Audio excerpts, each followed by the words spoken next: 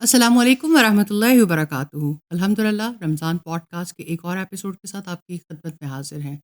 الحمدللہ رمضان المبارک رحمتوں اور نیکیوں کا مہینہ، مغفرت کا مہینہ، اللہ رب العزت کی برکتوں کے حصول کا مہینہ بہت تیزی سے گزر رہا ہے۔ یہ چند گنتی کے دن ہیں جن سے بھرپور فائدہ اٹھانا ہے۔ الحمدللہ ان پوڈ کاسٹ میں ہم بہت سارے ٹاپکس کو اب تک کور کر چکے ہیں، اور ہم اللہ رب العزت سے دعا کرتے ہیں انشاءاللہ کہ وہ ہمارے لیے اور آپ سب سننے والوں اور دیکھنے والوں کے لیے بھی اسی طرح سے فائدہ مند ثابت ہوں، اور ہم اس مختصر وقت سے زیادہ فائدہ اٹھا سکیں۔ الحمدللہ جیسا کہ آپ جانتے ہیں ہمارے ساتھ شریک گفتگو ہیں استاذہ نکہت ہاشمی صاحبہ۔ جزاک اللہ خیر استاذہ، آپ کا بہت شکریہ وقت دینے کا، اتنے بھرپور اور اتنے محبت سے سمجھانے کا۔ اللہ تعالیٰ آپ کو اس کی جزائے خیر دے۔ آمین ثم آمین۔ جزاک اللہ خیر۔ استاذہ ہم نے بہت ساری باتیں اب تک کور کی ہیں اور بہت تشنگی ابھی باقی ہے۔ آج جو میں خصوصی طور پہ آپ سے بات کرنا چاہتی ہوں وہ قیام اللیل کے حوالے سے ہے، کیونکہ ہمیں ایک حدیث میں بھی ملتا ہے کہ جس نے ایمان اور احتساب کے ساتھ رات کا قیام کیا اس کے پچھلے سارے گناہ معاف کر دیے جائیں گے۔ تو بہت بڑی خوشخبری ہے۔ قیام اللیل کے بارے میں ہمیں بہت ساری احادیث ملتی ہیں، پھر رسول اللہ صلی اللہ علیہ وآلہ وسلم کا طریقہ ملتا ہے، اور وہ حدیث بھی ملتی ہے کہ حضرت جبرائیل علیہ السلام ہر رمضان رسول اللہ صلی اللہ علیہ وآلہ وسلم کو دورہ قرآن کرواتے تھے، اور آخری بار 2 دفعہ دورہ قرآن کروایا۔ قیام اللیل کیا ہے، کیسی عبادت ہے، اس کے بارے میں تھوڑا سا ایکسپلین کریں۔ فیصل جزاک اللہ خیر۔ اللہ سبحانہ تعالیٰ کا احسان ہے کہ اس نے ہمیں مل بیٹھنے کا موقع دیا، اور یہ موقع دیا کہ ہم ان اہم عبادات اور ان اہم اعمال پر بات کر سکیں جو ہماری دنیا اور آخرت میں کامیابی کا ذریعہ ہے۔ قیام اللیل پر اگر غور کریں تو قیام کھڑے ہونا ہے، اور اللیل رات کو، تو قیام اللیل سے مراد تہجد بھی ہے، اس سے مراد تراویح بھی ہے، رمضان میں تراویح بھی، یعنی رات کو کیا جانے والا رات کو پڑھے جانے والے نوافل۔ بہت ہی خوبصورت بات جو مجھے لگتی ہے وہ یہ کہ رات کا کھڑے ہونا اور اللہ سبحانہ تعالیٰ کے سامنے کھڑے ہونا بڑا گہرا تعلق ہے۔ اللہ سبحانہ تعالیٰ کے سامنے جب ہم کھڑے ہوں گے تو اکاؤنٹیبلٹی ہے، حساب ہے زندگی کا، اور آج جب ہم رات کو کھڑے ہوتے ہیں تو یہ اللہ سبحانہ تعالیٰ کے سامنے عاجزی کا اظہار ہے، اور اپنے گناہوں کی مغفرت ہے، اور رب العزت سے تعلق بھی ہے۔ میں وہ حدیث ضرور آپ کے سامنے رکھنا چاہتی ہوں۔ نبی صلی اللہ علیہ وسلم سے سیدہ عائشہ نے پوچھا تھا، کیونکہ آپ جب قیام اللیل کے لیے کھڑے ہوتے تھے تو آپ کے پاؤں سوج جاتے تھے، کبھی یعنی اتنا زیادہ دباؤ آ جاتا تھا، کبھی یعنی پھٹ جاتے تھے پاؤں۔ تو سیدہ عائشہ نے کہا کہ آپ اتنی زیادہ مشقت کیوں اٹھاتے ہیں، جبکہ اللہ سبحانہ تعالیٰ نے تو آپ کے اگلے پچھلے سارے گناہ معاف کر رکھے ہیں۔ تو آپ صلی اللہ علیہ وسلم نے فرمایا افلا اکون عبدا شکورا، کیا میں اللہ کا شکر گزار بندہ نہ بن جاؤں؟ ریلی یہ بات ہمیشہ میرے دل کو پکڑتی ہے۔ شکر گزاری کتنی بڑی صفت ہے۔ اگر ہم دیکھیں اللہ سبحانہ تعالیٰ کی کتاب کا آغاز ہی الحمدللہ سے ہو رہا ہے، تو شکر گزاری کے لیے یہ نوافل، اللہ سبحانہ تعالیٰ کے سامنے حاضری، اس حاضری کو یاد کرنے کے لیے اور وہاں کامیابی کے لیے، تو قیام اللیل یہ اس بندے کا کام ہے جو اللہ سبحانہ تعالیٰ سے تعلق رکھتا ہے، اس سے محبت کرتا ہے، اس کے آگے جواب دہی کا شعور رکھتا ہے، اور اپنے گناہوں کی معافی چاہتا ہے، اور اپنے رب سے اظہار محبت کرنا چاہتا ہے۔ یوں تو یہ شکر اور عاجزی کی ایک انتہا ہے کہ انسان اپنے رب کے سامنے کھڑا ہو جائے رات کے اس پہر میں۔ شکر گزاری کا بہت بڑا راستہ ہے الحمدللہ، اور یہ ہے کہ کنیکٹیوٹی ہے نا، ڈیوائن کنیکشن ہے، ایک رابطہ، ایک تعلق، ایک محبت۔ اب دیکھیں ایک ماں اپنے بچے کے لیے اٹھتی ہے، جب اس بچے کو تھوڑی سی بھی تکلیف ہوتی ہے تڑپ کے اٹھتی ہے، چاہے وہ خود یعنی اس کے لیے نیند اس وقت کتنی ضروری ہو، چاہے وہ بیمار ہو، چاہے وہ تکلیف میں ہو، محبت ہے نا۔ تو جہاں محبت ہوتی ہے نا وہاں پر بیدار ہونا بہت آسان ہو جاتا ہے۔ اور میں ضرور بتانا چاہوں گی کہ نوافل تو ایسی چیز ہیں جس کی وجہ سے انسان کا اپنے رب سے تعلق جڑتا ہے، اور اس تعلق کو اتنے خوبصورت انداز میں نبی صلی اللہ علیہ وسلم نے بیان کیا کہ اللہ سبحانہ تعالیٰ فرماتے ہیں، آپ صلی اللہ علیہ وسلم نے فرمایا، حدیث قدسی ہے، لا یزال عبدی یتقرب الی بالنوافل، کہ میرا بندہ برابر نفل عبادات کے ذریعے سے میرا قرب تلاش کرتا رہتا ہے، حتیٰ کہ میں اس کے کان بن جاتا ہوں جس سے وہ سنتا ہے، اس کی آنکھیں بن جاتا ہوں جس سے وہ دیکھتا ہے، اس کے ہاتھ بن جاتا ہوں جس سے وہ پکڑتا ہے، اور اس کے پاؤں بن جاتا ہوں جن سے وہ چلتا ہے۔ سبحان اللہ۔ تو یہ تو اللہ سبحانہ تعالیٰ کے قرب کا ذریعہ ہے، اللہ سے مناجات کرنے کا ذریعہ ہے، مغفرت کی دعائیں کرنے کا ذریعہ ہے، شکر گزاری کی کیفیت پیدا کرنے کا ذریعہ، اور شکر کا ایک طریقہ ہے الحمدللہ۔ یعنی ایک ایسا طریقہ انسان کا اپنے رب سے محبت کا کہ جس میں فرش والے کا تعلق عرش والے سے جڑ جاتا ہے، بالکل، اور تو سب سے آسان طریقہ، اور اللہ تعالیٰ کے ساتھ ایک ربط قائم کرنے کا۔ اللہ تعالیٰ ہمیں اس کو سمجھنے کی توفیق دے دے، اور خصوصی طور پہ جس طرح رمضان کی راتوں کے قیام کے حوالے سے خوشخبریاں ہیں، تو اللہ تعالیٰ ہمیں اس کا مصداق کر دے۔ استاذہ، شعوری طور پہ انسان اللہ رب العزت کے سامنے حاضر ہونے سے، آپ نے بھی پہلے بھی تھوڑی سی وضاحت کی، لیکن میں چاہتی ہوں تھوڑی سی اور وضاحت کریں۔ اللہ تعالیٰ کے اس دن سامنے کھڑے ہونے کا شعور انسان کو کس طرح سے بیدار ہو سکتا ہے؟ یعنی ہر رات اگر ہم انسان اللہ کے آگے کھڑا ہوتا ہے، تو کیا یہ شعوری طور پہ ہمیں بیدار کرتا ہے کہ ہمیں ایک دن اللہ کے آگے کھڑے ہو کے جواب دینا اپنے اعمال کا بھی؟ فائدہ یہ سب سے پہلے تو ہمارے عقیدے کا حصہ ہے، لیکن بات یہ ہے کہ لفظی طور پر انسان اظہار کرتا رہے تو اس سے ضروری نہیں ہے کہ انسان کے عمل میں بھی وہ تبدیلی آ جائے۔ اس کے لیے بڑی گہری سوچ بچار کی بھی ضرورت ہے، اور اس کے لیے برین سٹارمنگ کی بھی، اور حتیٰ کہ یہ بات دل کے اندر اتر جائے، یقین آ جائے انسان کو۔ جیسے آپ دیکھیے، ہم جانتے ہیں، ہم میں سے کون نہیں جانتا کہ سب نے دنیا سے چلے جانا ہے، لیکن دنیا میں ہم رہتے ایسے ہیں جیسے دنیا سے کبھی جانا ہی نہیں۔ آپ اپنی وارڈروب پہ نظر ڈال کے دیکھیں، آپ اپنے گھر کے ساز و سامان کو دیکھیں، کبھی انسان کے دل کو یقین آتا ہے نا، تو اس کا دل چاہتا ہے پھر کوئی بھی ایسی چیز نہیں ہونی چاہیے جو ہمارے پیچھے کسی اور کو تقسیم کرنی پڑے، کسی اور کو، وہ چیزیں، وہ اشیاء فالتو محسوس ہوں اور وہ ان سے جان چھڑانا چاہے، یا بہت قیمتی محسوس ہوں اور اس کے پیچھے لوگ جو ہیں وہ اس بنیاد پر بھی تعلق قائم کرتے ہیں۔ تو بات یہ ہے کہ جب دل کے اندر یقین اترتا ہے نا کہ میں نے رہنا نہیں ہے، جانا ہے، اور یہ چھوٹا سا امتحان ہے، چھوٹی سی زندگی ہے، اور وہ زندگی جس کا آغاز ہونا پھر اس نے کبھی ختم ہی نہیں ہونا، اور زندگی کے آغاز میں مجھ سے میری اس زندگی کے اعمال کے بارے میں پوچھا جائے گا، اکاؤنٹیبلٹی، کیونکہ یہی چیز تو انسان کو رسپانسیبل بناتی ہے۔ تو جب یقین آتا ہے تو پھر انسان کو ہر دم لگتا ہے اس سے خطائیں ہوتی ہیں، غلطیاں ہوتی ہیں، اب کیا کروں، کیسے اس وشیس سرکل سے نکلوں، کس طرح سے اپنے رب کو راضی کر لوں۔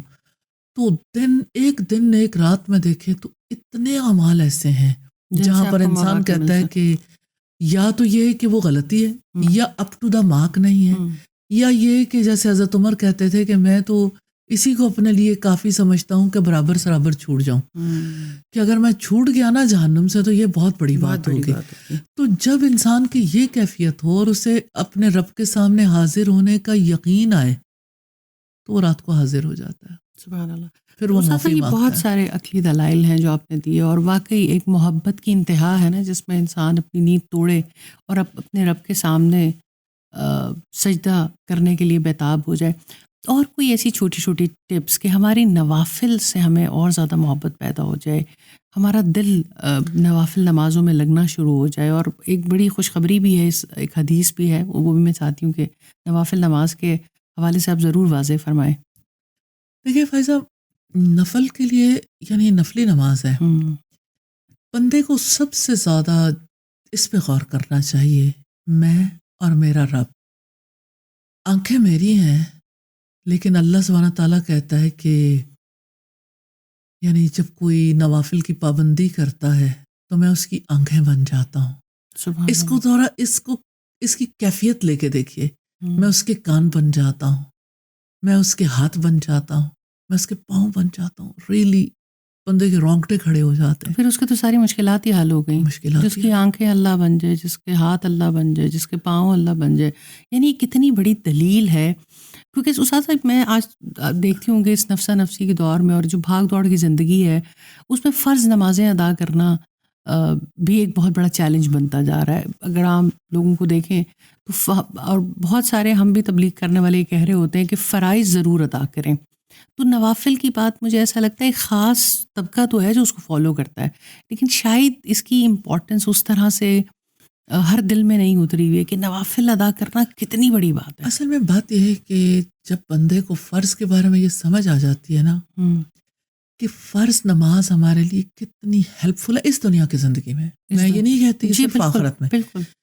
کیا آپ یہ دیکھیں کہ آپ کے اوپر پڑا ہوا بوجھ، آپ کی روح جس بوجھ تلے دب جاتی ہے فرض نماز کی ادائیگی کے بعد، آپ کتنا زیادہ سکون میں آ جاتے ہو. اور نفل نماز جو ہے وہ انسان کے لیے اس وقت قبول کرنی بہت آسان ہو جاتی ہے جس وقت اسے فرض کے حوالے سے چاشنی ملنی شروع ہو جاتی ہے کہ ہاں فرض نے مجھے ہیلپ کیا، تو بندے کو اس کے اندر سے طلب بیدار ہوتی ہے کچھ اور تو کچھ اور کا جو ہے وہ جواب نوافل ہے. اور نوافل میں یہ نہیں کہتی کہ اچانک کوئی اتنا یعنی کوئی بڑا پیکج جو ہے وہ ایکسیپٹ کرنے کے لیے تیار ہو جائے. ہر ایک کے لیے تھوڑا سا یعنی اس فیلڈ میں آنا مشکل تو ہوتا ہے، لیکن ایسا مشکل نہیں ہے.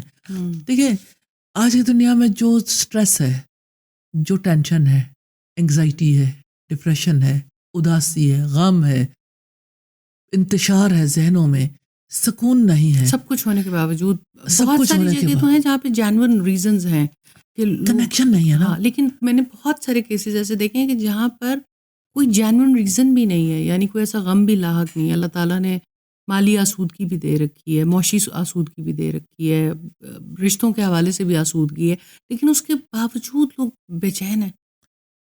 اس لیے کہ اللہ سبحانہ تعالیٰ کی یاد اور اللہ تعالیٰ کا تعلق اور اللہ تعالیٰ کے ساتھ بات، آپ یوں سمجھ لیں کہ یہ ہمارا بیسک یعنی میموری کارڈ ہے. اس میموری کے ساتھ ہم چل سکتے ہیں. انسان کی اب سوچیں ذرا کہ جس کی یادداشت کھو جاتی ہے وہ کیسا انسان بن جاتا ہے. تو جو دنیا میں آ کے اپنے رب ہی کو بھول جائے وہ کیسا انسان بن جاتا ہے. کتنی بہترین مثال ہے. تو مجھے ڈر بہت لگتا ہے اس بات سے کہ انسان جو الزائمر کا شکار ہو جاتے ہیں، ڈیمنشیا کا شکار ہو جاتے ہیں، کتنی میزریبل لائف ہو جاتی ہے. تو ریئلی انسان کی جو فطری زندگی بہت متاثر ہوتی ہے جب وہ اپنے رب کو یاد نہیں کرتا. تو یہ چیز انسان کو بتاتی ہے کہ رب سے دوری ہے. تو رب سے قربت کے ساتھ انسان سکون والی زندگی گزار سکتا ہے، اطمینان والی، اور جو دنیا میں بھی کرنا چاہتا ہے اس کے لیے کرنا ممکن ہو جاتا ہے. تو قیام اللیل عام دنوں میں تو تہجد ہے یا نوافل ہے سمپل، لیکن تراویح جو ہے یہ بہت بڑی چیز ہے کیونکہ ہر کسی کے پاس چانس موجود ہے. نبی صلی اللہ علیہ وسلم نے فرمایا من قام رمضان ایمانا و احتسابا غفر له ما تقدم من ذنبه. جس نے ایمان اور اخلاص کے ساتھ، ثواب کی نیت کے ساتھ رمضان کی راتوں میں قیام کیا، اس کے پچھلے سارے گناہ معاف کر دیے جائیں گے. اور کتنا بڑا چانس ہے تراویح میں پورا قرآن سننے کا. لیکن اس کے باوجود میں سمجھتی ہوں کہ جو محنت کر سکتا ہے اسے یہ محنت کرنی چاہیے کیونکہ روزہ اور قرآن دونوں بندے کے حق میں سفارش کریں گے. روزہ کہے گا کہ اے میرے رب میں نے اسے دن بھر کھانے پینے سے روکے رکھا، اور قرآن کہے گا اے میرے رب میں نے اسے راتوں کو سونے سے روکے رکھا، اس کے حق میں میری سفارش قبول کی جائے. اور اللہ سبحانہ تعالیٰ سفارش قبول کریں گے.